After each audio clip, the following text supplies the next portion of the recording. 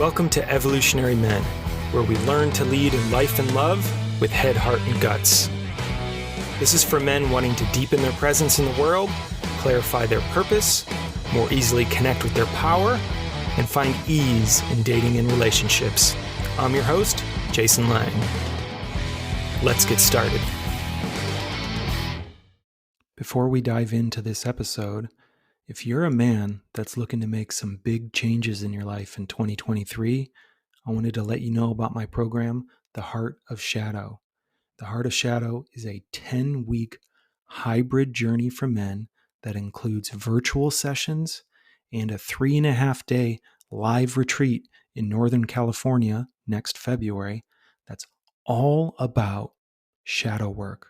So digging into the parts of ourselves that are running our lives and preventing us from getting what we truly want, often without us even realizing it. Shadow work has been one of the most powerful tools in my growth transformation that I've found, and it's done best in groups. And if you listen to me, you know I think it's done best in men's groups. So I'm super excited to be leading this powerful container for men with my brother at arms, ally, friend, Dr. Luke Adler, who's an incredible healer that I've been doing this work with myself as we've supported each other over these last 4 years. So check out heartofshadow.com or go to the events section on evolutionary.men to learn more about this program. Let me know if you have any questions. All right, and welcome back. Some things aren't meant to be felt alone. So this phrase I've mentioned before on this podcast, and it's something that came to me a couple of years ago and that I've been living day to day these last couple of years through some pretty intense personal experiences with my family and my own growth and just the world at large. And it's a really important piece. Some things aren't meant to be felt alone. So as humans, we are mammals and we are social creatures. We are wired for relationship. Literally, as I've mentioned before, and as many of you know, there's an entire bundle of nerves that come from the base of our brain down all the way through our body called the vagus nerve. It's a bundle of nerves. And the vagus nerve is basically how information travels from the body up to the brain. Your body is like a sensor, and those sensors shoot information up into the brain. Now, what's important about the vagus nerve and how many of us have come to understand it through these last years of personal growth, trauma, and all the places it's been showing up are certain signals can come through our body, which then hit our brain and tell us it's safe and it's okay. And then our body, our brain, they can co-regulate and downshift. As humans, relationship is one of the primary tools for co-regulation. So eye contact, voice, breath, literally face-to-face connection sends all kinds of signals into our body, which then travel up the vagus nerve and tell our brain it's safe, you can relax. It's not time to fight or flight. Now, why is that important? Well, I've been doing men's work for decades now myself, and I've been leading men's work for almost a decade. And in my own journey, and in the journey of a lot of men I've worked with, there's a good chunk of men who can't feel, who wonder, I've heard this many times, I want to cry, but I just can't quite do it. Or I can't really do anger. These feelings can often be hard to access on our own when we're not feeling safe. However, part of the power of a therapeutic relationship, a coaching relationship, or as I've talked about many times on this podcast, a men's group, is creating that safe relational space so our body gets the signal, it's okay, you're safe here. And as soon as we get the signal, It's okay. You're safe here. Often we can emote. Emotions come through us. Now, classic example I've shared before is you can go to YouTube right now and you can Google, deer almost gets hit by a car. And what happens in those situations? Or deer escapes a predator. So the animal runs away, and then once it gets to safety, so once it's in a safe place, then and only then does its body process what happened. You can see this in deer specifically as they shake. They like shake it off. They kind of like bounce and shake, and their whole bodies vibrate as they're integrating the intensity of that experience. It's kind of like that ripple of energy that came through them in the fight or flight moment gets to wash away. Now, one of the most powerful ways we can access that safe state as men is by being in relationship with other men, is by coming together in community, in safe, trusted community, where that safety, that container, then allows things to move through us. Old traumas, old pains, current traumas, current pains, in a way we might not be able to access on our own.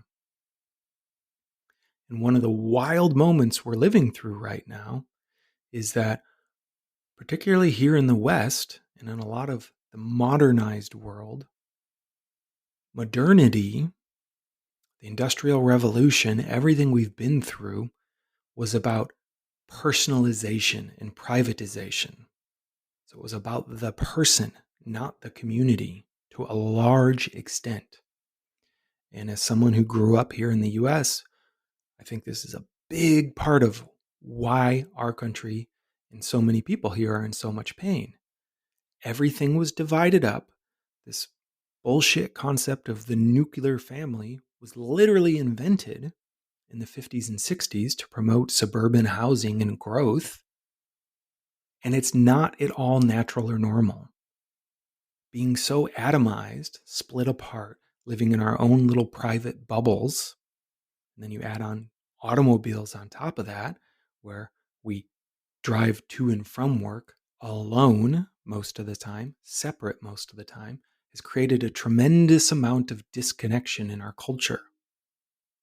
We don't spend nearly as much time in relationship with other people as we once did, and as we naturally did in most of human history.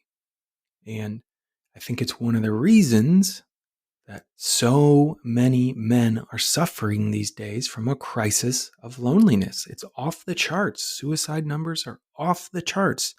Most men are reporting being lonely, and it's dangerous. Actually impacts your health as much as smoking, the equivalent of heart disease. One of the things that's thankfully starting to come back is a lot of wisdom from different indigenous cultures around the world, where lots of people have gone in and studied. How do these cultures work, and what are they getting right that maybe we left behind and need to re-include? One of the things a lot of those cultures have are rituals for dealing with the hard stuff in life: birth, death, depression, tragedy, natural disasters.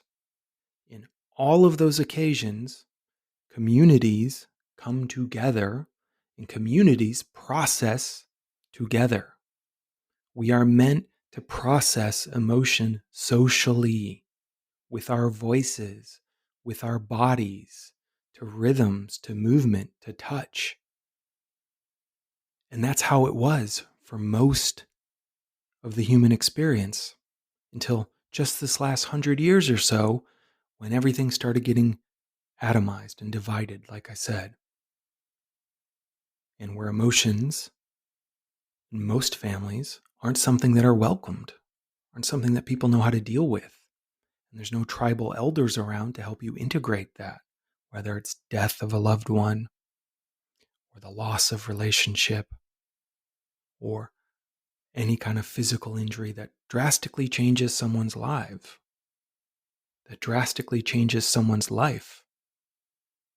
There's so many things that we have accumulated in our nervous systems as human beings in these high stress times that we actually can't process all alone, because we need those social cues from outside, those safety cues, to tell our brain it's okay. And now you can let it out. I've experienced this myself, doing the work, right? Having a sense of, for me, oftentimes grief or anger deep down inside of me that I can't quite touch on my own. But suddenly, I'm sitting in circle with other brothers and men. The attention is put on me. Sometimes I'm physically even held. And that touch, that attention, that creates the structure where suddenly my body gets the signal. It's safe. It's time to let this out. You got to shake this off. You got to move this. You got to feel it to fully process it. Feel it to heal it is what they say, right? The trick is, oftentimes we can't fully feel it alone. We need others to loan us their nervous systems, as I've talked about before. They can hold the structure of the moment. And we can just let go into the feeling completely. Grief and anger are two huge ones that I've seen here in my own journey and the journey of so many men I've worked with. One of my teachers, he often phrased it as anger and anguish. And these are two sides of the same kind of coin. They're connected. One often leads to the other. And sometimes one's a portal to the other. And this is often the kind of work I love to do with men in person, is to help them get into those spaces and get into those energies so their body can actually release through shaking, through noise, through anger and rage, through grief and tears and snot, whatever it might be. There's an actual purge that the body has to release. And it's so much easier to do in community. In particular, what I love about doing it in group work, in a group setting, is there tends to be an energetic field to the experience, meaning as one man goes deep and moves energy, it starts to, by itself, unlock and move energy for other men, right? This is where a lot of indigenous cultures actually grieve together. There's one book I was reading that talks about, it's basically a professional wailer. So it's someone that comes in to your life when you've had loss or tragedy, and they start crying with you. And their wailing, their crying, often allows our body to go in there and release its own.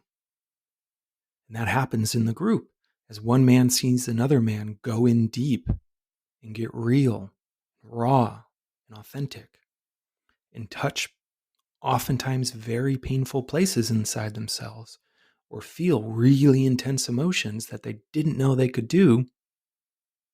It unlocks something for another man. And when that man steps into the circle, things go even deeper. And by the end of just a little bit of time, a couple days, it's incredible what a group can have cultivated together. And it's incredible the actual healing that can happen when we have others holding that space for us so we can feel completely. The faster we can touch an emotion, the faster it will dissolve, which means we got to go right into it. It's much easier to go right into it when we're being held. And yes, I often mean that physically, literally being held. So many men I've worked with come in stuck, numb, not feeling, frustrated with their life, lost, whatever that might be. And we get them down on the floor, we get them on a mat. Suddenly, men are holding their feet, holding their shoulders, and their bodies just intrinsically know what to do. The wails come, the tears come, the shakes come, and yes, sometimes real rage and anger come as well. And it's safe. It's safe. They're being held at attention. They're being attuned to something that so many of us men have never experienced. Not always our parents' faults. They just didn't have the tools to be present with us and welcome our emotions and let them move through us in a powerful way. I consider it part of my mission right now to get men into these types of circles so they can start feeling more deeply. So they can feel that brotherhood around them. The thing about men's groups and community is it's not like it makes all the problems in your life go away. The stresses keep coming, the hits keep coming, the challenges keep coming, but it makes it so much more easy to deal with it. That's that community piece. And some of these deep things, they aren't meant to be felt alone. So if you've been wondering or avoiding or not sure how to touch something in your life, in your felt body experience that you've wanted to, but you've been trying to do it alone, that's part of the problem. You need to come together with other men who can hold you and invite you and welcome you down that road, down that journey, into that process. Do whatever it takes. So you may know or just have a sense there's something inside of you that needs to move so you can feel more free in the world, so you can show up more fully in your power, in your sensitivity, in your leadership.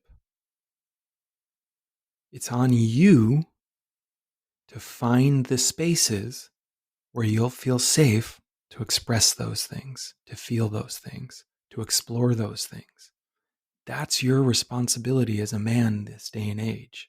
It is one of the most important responsibilities you can take on as an integrated, conscious man. I take responsibility for finding safe containers and places to feel the things I need to feel in my life so I can be conscious and present out there in the world.